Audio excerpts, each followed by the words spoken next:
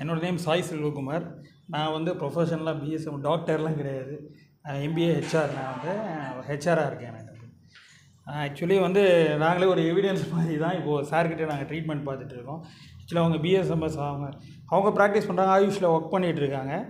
இருந்தாலும் நாங்கள் நிறையா இன்ஃபர்டிலிட்டி சென்டர்லாம் போயிட்டோம். எல்லாமே மோஸ்ட்லி வந்து எல்லாமே பண்ணிவிட்டு சார் சொன்ன மாதிரி பெரிய பெரிய மல்டி மில்லியனியர்ஸ் தான் வச்சுருக்காங்க எல்லாருமே. அதெல்லாம் நாங்கள் பார்த்தாச்சு.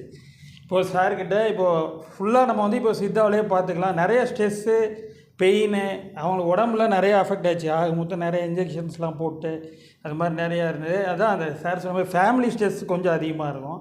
அதுதான் ஆக்சுவலி கன்சீவெலாம் அவ்வளோ இல்லை. நான் கன்சீவாக ஆகிட்ட போது எங்களோட ஃபேமிலி சுச்சுவேஷன் நான் எல்லாருமே என்னோடய ஃப்ரெண்ட்ஸ் மாதிரி தான் நான் ஷேர் பண்ணிக்கிறேன் சாருக்கு. ஆக்சுவலி கன்சீவ் ஆனோடனே மேரேஜ் ஆனோடனே கொஞ்சம் ஃபேமிலி சுச்சுவேஷனுக்காக நாங்கள் அபார்ட் பண்ணிட்டோம்.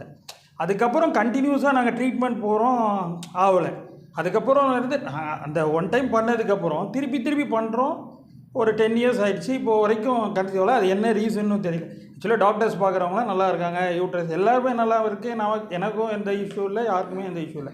ஆனால் ஏன் தங்கலைன்னு இப்போ நம்ம என்ன சொல்கிறது, சார் கடவுள் தான் அதுக்கு வந்து என்ன பண்ணோம். அது ஏதாவது ஒரு இன்டெரக்டாக இப்போ அந்த குழந்தை நமக்கு அபோர்ட் ஆனதுனால ஏதாவது ஆகிடுச்சா அப்படின்னு. ஆக்சுவலாக அது ஹெல்த்தியாக இருந்தது. அந்த டைமில் கொஞ்சம் லவ் மேரேஜ் அப்படின்றதுனால அந்த டைமில் ஃபேமிலி சுச்சுவேஷனுக்காக சரி அப்படின்னு அப்போ வேணாம், கொஞ்சம் செட்டில் ஆகட்டும் அப்படின்னு இருந்தது.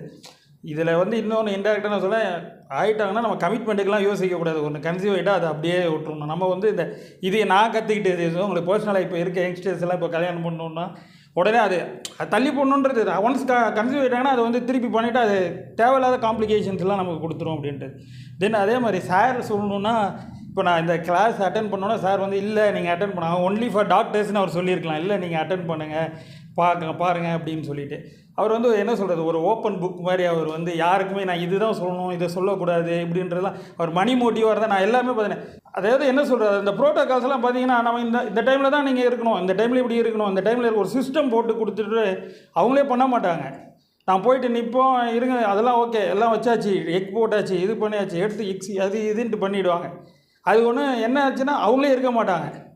அவங்க ஜாகுவாரில் தான் வருவாங்க. அவங்க வந்துட்டு அவ்வளோதான் முடிஞ்சிச்சு. சார் ஒன்றும் இல்லை, நீங்கள் ராதிகா நீங்கள் ஒன்றும் ஃபீல் பண்ணாதீங்க, எல்லாம் முடிஞ்சு உடனே கேட்டுங்க. அதுக்கு ஒரு கவுன்சிலிங் அந்த முடிஞ்சதில்லை. அதுக்கப்புறம் அடுத்த ஒரு பேட்ச் வைப்பாங்க. ஒரு அமௌண்ட்டு போயிடுச்சா அடுத்த அமௌண்ட்டு ஆஃபருக்கு, அடுத்த அமௌண்ட்டு வேறு நம்ம ட்ரை பண்ணலாம், அடுத்த எக்ஸ் வச்சுட்டு. அதுக்கப்புறம் அவங்கள பார்க்கவே முடியாது. அவ்வளோதான். எல்லாருமே அதுக்குன்னு ஒரு டீம் இருக்கும், அந்த டீம் எல்லாமே முடிஞ்சிடும். அதனால் அப்படியே போயிட்டு தான் சார்கிட்ட இவங்க சொல்லும் போது தான் இல்லை நம்ம சார்கிட்ட பேசலாம் அப்படின்னு தான் சார் சொன்னாங்க. நீங்கள் அதெல்லாம் விட்டுருங்க, ஃப்ரீ பண்ணிவிட்டு வாங்க அப்படின்ட்டு. நம்ம நேச்சுரலாக நம்ம விட்டுறா கூட கொஞ்சம் நம்ம சரௌண்டிங்ஸ் இருக்குல்ல, அதுதான் கொஞ்சம் நம்மளை ப்ராப்ளம் பண்ணோம். மற்றபடி அதுதான் சொன்னேன். இது என்னோடய இண்டிவிஜுவலாக வந்து நான் வரணுன்றதெல்லாம் கிடையாது. சார் வந்து அது வந்து நீங்கள் வேண்டாம் அப்படின்னு கூட சொல்லலாம். ஆனால் அவர் வந்து பர்சனலாக இல்லை வந்து அட்டென்ட் பண்ணுங்கன்றது. அது மாதிரி நிறைய பேர் இந்த மாதிரி டாக்டர்ஸ் எல்லாம் இப்போ கிடையாது. நம்ம படிச்சுட்டோமா, நம்ம எவ்வளோ சம்பாரிச்சிட்டோமா, நம்ம பணம் பார்த்துட்டோமா அப்படின்ற மோட்டிவ் தான் இன்றைக்கி இருக்க கல்ச்சரே வந்து எல்லா மல்டி ஸ்பெஷாலிட்டி ஹாஸ்பிட்டல்ஸில் எப்படி எல்லாமே அப்படி தான். இது இல்லாமல் எல்லாருமே இப்போ சார் கூட சொன்னால் என்னோடய ஃப்ரெண்ட்ஸ் நான் கூட யோசித்தேன், சார் கூட ஜாயின் பண்ணி நீங்கள் எல்லாருமே கொஞ்சம் சாருக்கு பேக் போனாக இருந்து அவரை நல்லா சப்போர்ட் பண்ணணுன்றது என்னோட இது. Thank you sir.